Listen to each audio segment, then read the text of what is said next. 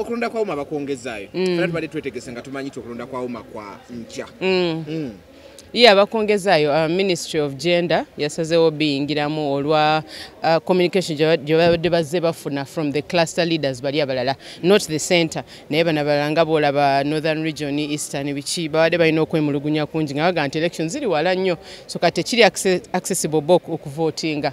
So ministry bwe yafunye letters nnyingi ne basalawo kiyingira ne gamba anedda musooke muyimirize tutereeze. Yes. Mwenga mwe kiinawo kibayambidde.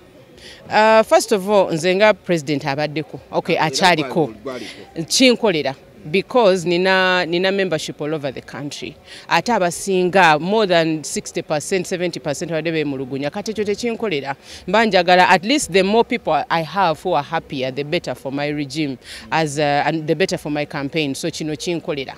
Baba nga basazeewo nti no bagenda fundinga, bagenda kunoonya funds ezireeta ezimaking sure nti buli omu avotinga. For me it is better. Okay, government okuva eno eyingira mu kintu kino. Is it a disorganization or is it helping the music industry? I think it's helping. I don't think we get to pick and choose when we are saying government is helping us and when it's not. Because ojjukira mu lockdown twekubira wa? Twekubira ggulu mu government. All the time try to gamba, you need to recognize us, we need to get recognized by the government. So tetusobola kukyuka ate tugamba kati tubeetaaga. Okitegeera. I don't think their involvement kintu kibi. Bazze batuyambe na kati baagala tuyamba. So nze sikiraba mbubi. Okay. Nawe mbadde emisana ne tuwulira ti government mu kukijjamo kiyingiramu. Abagundi board abali babatwala abasinga bakirabye bubi bavudde mu WhatsApp group ezenjawulo batandise okwekandaganga bagenda police board. Yes, police board batandise okulivinga some WhatsApp groups. So I'm thinking oba kikomaawo because kunze tekimaking a sense ndoza bali badde basanyufu because we twatandika kino ekintu ekya online we kyagaana ne balonda this ekyoga nti no tukole physical elections bayikwasa kimu nti tewali funds tebalina sente zikola regional elections. That's why bakitadde mu city so nga bagamba abana bambi mutegere butegeezi the association has no money, so come and vote so that we finish this. The major problem gye bali bekwasa yali ki kaja kati ministry evayo nega nti no ffe tugenda zireeta sente mutuwa obudde butono, let's mobilize funds and give the money. Nze kundowooza yange nayerowoozeza nti basanyufu. Yes, so kiri surprising nti babadde bava mu WhatsApp groups, so maybe kya just WhatsApp groups naye nga mu mpapula bakyali okitegeera nekyo kibaawo. Sindi kino tekitegeeza nti nno in somehow bade mu kavuyo kana akabaddewo balina gye bade bakafunamu kati government wezze okutereeza balaba balina we bagenda okuluzingira ensonga lwaki batanso kivaamu. That's a good angle of looking at it. Naye ate kati nze saagala kubuulira eggwanga ebintu byesikakasa.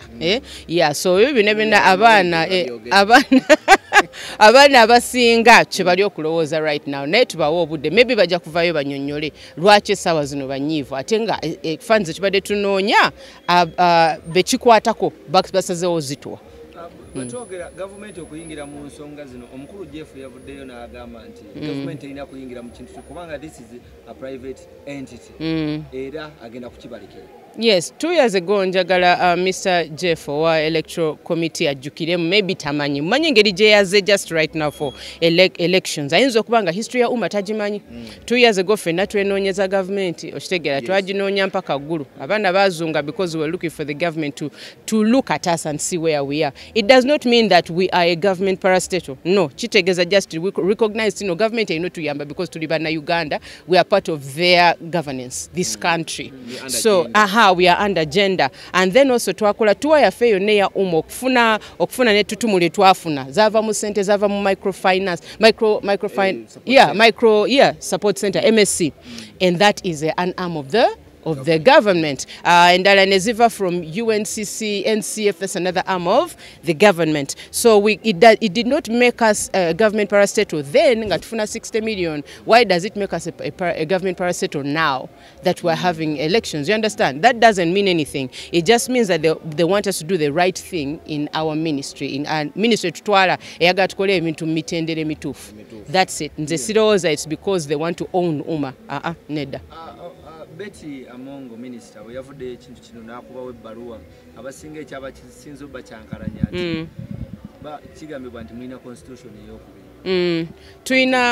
ekyabaddewo is that in the beginning twalina constitution gye twali tugenderako nze gye naswearingirako na buli kimu for the last 2 years naye bwe twagenza okumeetinga minisita netusanga nti no waliyo constitution endala yes so it was just recently wano we twafunye nti no policy board erina constitution endala gye tutamanyiiko yes eyaayo ate constitution eyaabwe eri very different from ours because constitution eyaffe most of the responsibility eri executive constitution eyabwe n'empya gye balina ebintu ebisinga biri byabwe you understand bebasinga okubeera n'amaanyi na buli kimu so ekyo kyalabise just in the last few days ekyabaddewo which was you know it makes somebody doubt what is happening but kyonna gye kiri there are no elections tomorrow just okutangaza mukati yes police board eriko baani bensobola okujjukirako Silver Kyagulanyi Misa Kisemakula Halima kuliko the former presidents bombi Waiki Benda ne Sophie Gombia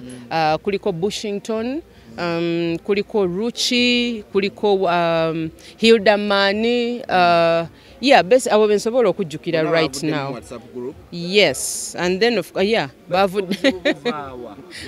muyina okubabuuza because nange right now all I can tell you will be rumors all my thoughts naye nga sagatula no mpayiriza omuntu yenna because bibaddewo leero so omuntu w'obudde bayinza okuvayo ne bannyonnyola ekintu ky'okuba nti no bagenda kukola ballot paper kinaakola ekya ballot kikola ekya ballot I still think that it works I still think nature online kikola because online was the easiest way buli omu gyali asobola okukola kyokusendinga in there asobola okuvotinga from where they are ate kiri secret so omuntu ali protected you know because artists were very close kizibu nnyo okulonda side so nze ndaba byombi bikola so webaga nti no online kyali kigaanye twali tusuubira nti bagenda kitereeza because it just slowed down at a certain point nebanga network eyonoonese so nali manyi they're just going to fix the online thing and do it again ekya ballot kiri still good the problem is having somebody or for example Karamoja ayina okutravelinga jjo asule leero abeere abaana kyebajja kuvaawo until balangira winner waabwe then nencha so that means accommodation for 2 days and emmere gye bagenda okulya the whole day kugamba all that budget nene nnyo eteeka ku muntu just to come and vote yeah I think at the end of the day both those things are good but how tubikoze tutya ye problem wakitegerako nti no baba wa milioni 10 yeah nakiwulirako but the truth is account nze gyemmanyiko as the Uma executive ebadde te receiving a sente ezo so simanyi muwendo gwa sente ze ba receiving nze nedda policy board mbuuza abantu basinga bagamba mbu amanyi go gali mu kalulu ka online ka online nawo vude no gamba nti bonda like byonna bijja kukola yes wali funds yes yeah yes to wali funds kiringo kiraga nti no zino clusters endala tizijja kukola era tabajja kukola fund cluster endala zino kulonda they have to that is why we're at this point right now until election baziyimiriza until elections zibera fair nti buli omu asobola okulonda nti bwe tuba tulemedde okukola polling stations mu zonna 18 clusters wakiri buli region einako ki polling station nti omuntu yeetaaga kujja Kampala aba north maybe bonna bakuŋŋaanira Gulu aba east bonna bakuŋŋaanira Mbale something like that you know and then everybody has access kino abantu kye balowooza nti sirina votes wane Kampala that is not true Kampala tulina bamemba 1,100 mulabe bameka nga bagamba nti tebagala sindi you see what I'm saying yeah at most balinga 10 at most there are 100 people what about the 1,099 you understand what about those there are very many 1,000 other people have said nothing they are quiet omonina mu vote zange you understand so there is nothing like there is no sindi ayagala regions and kuba talina support wano ekyo si kituufu oli mugumu both sides yes both sides nze enkya mbadde mu bulungi ne mu bubi mbadde ngenda kubeerawo ministry yes ministry eba kukola ki teba kubiyimiriza era still nalibaddewo Chigambiwa nti Uma it's a private company era registered under like over 10 people kamwe muli n'erinnya lyo eyasindi Sanyu kino kiri clarify about it yeah Uma is a company limited by guarantee it is in the beginning it wasn't but then when we started lobbying for funds we realized teri muntu feeling safe okuwa funds atenga tolichi yeah you cannot be sued and you can't sue that somebody needs to hold you accountable. Naye bw'obanga toli company limited by guarantee tebasobola kusuubinga tebalina tebakulinaako buyinza bwonna. So omuntu aba atya okuteekamu akaja. So that became a stumbling block. Ne tugamba manyi iki kino tukimale kiveewo. So we registered with advice from our elders bonna ba police board bakimanyako. Ne batugamba mugende mu registering ekyo kiggwe and then you can lobby for the funds. Omuntu wegirya kiraba kitu ekitegeeza limited kitegeeza ati no oyinamu shares. Sindi mweguza wuma. Teri yajeguza. Leadership eya uma yasalawo nti so that we get the funds ezaaliwo, go and register it as a what? As a company. That is what happened. Kitegeeza buli kati ofunako omugabo gwo buli ekijja. Si bwe kiri naawe. Nedda, it's an arrangement erine mu constitution of how these things work. Tekiri bwe kityo.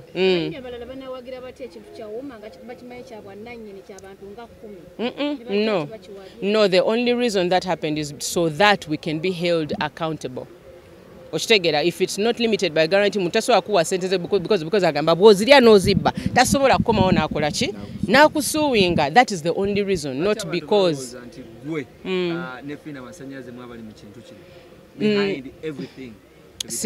simanyi lwaki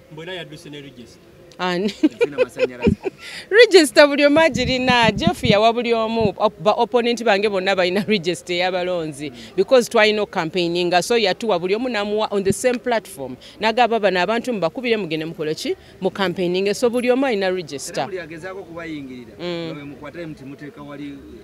Bambi nedda si bwe kiri nedda ekintu mulina ki-investigating and you find out the real truth kubanga awali campaign ebigambo biba bingi. Okitegera buli omu alina okukubira side ye kati temuwuliza buli kimu, just find out the truth. Abantu abalugamba nti sindi kino ekintu mulimu kiryamu buli sente temwagala kita ekituufu ki?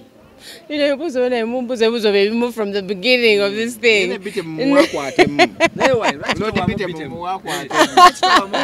Sinze voter. Kati mubulire yes.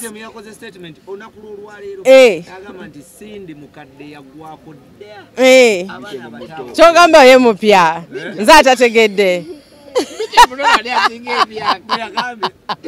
No, si enze alonda. You know, kati balize gyendi if I'm a voter, but I'm not a voter because I'm campaigning. So ekyomugabira entebe akisabe ba voter sinze nze ndi opponent. Ekiddako katukirinde simanyi tugenda kuba ne meeting. Ku meeting ga NCF ne UNCC, so kyonna kigenda okuva mu eyo meeting kye tugenda obabuulira. Naye gwe kino kikolera osigala oli president. Yeah, era nsigala nze aliko ku ntebe. It's the king herself. Mukwano gwa Daddy Andre. Ninawe nti ki?